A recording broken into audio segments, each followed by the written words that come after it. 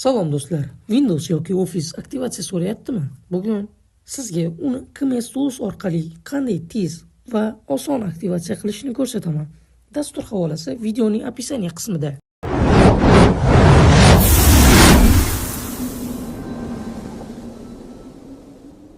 Birinchi qadamimiz KMS Tools'ni yuklab olish va ishga tushirish. Yuklab olgach, arxivdan chiqaramiz va dasturni ochamiz.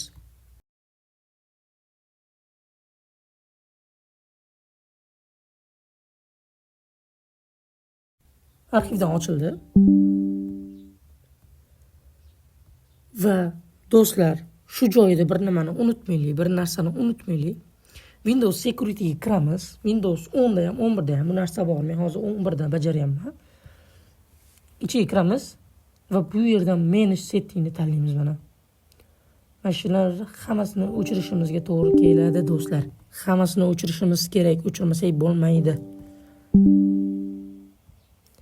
Endi qarab turinglar do'stlar. KMS Tools'ni ochamiz. Windows'ni aktivatsiya qilish uchun KMS Auto-Light'ni tanlaymiz va Activate Windows tugmasini bosamiz. Ya'ni bizda aktivatsiya Windows. 2 marta bosamiz, View Variant deyapti. Siz rostdan ham Windows'ni aktivatsiya qilasizmi deyapti. Va mana bir necha soniya ketgan bo'lsa, 5 soniya ketdi va Windows'imiz aktivatsiya bo'ldi. Xuddi shu tarzda Microsoft Office'ni ham aktivatsiya qilishimiz mumkin. Va aktivatsiya Office tugmasini bosamiz va bir necha soniyada Office ham aktivatsiya bo'ladi. Men kompyuterni yangi aniq qilganim uchun hali menda Office o'rnatilmagan.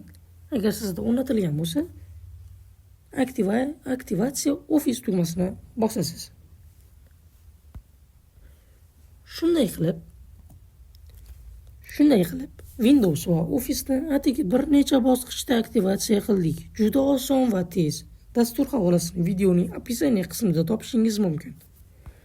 Videoga like bosing, izohlarda savollaringizni yozib qoldiring va kanalimizga obuna bo'lishni unutmang. Keyingi darslarda ko'rishguncha.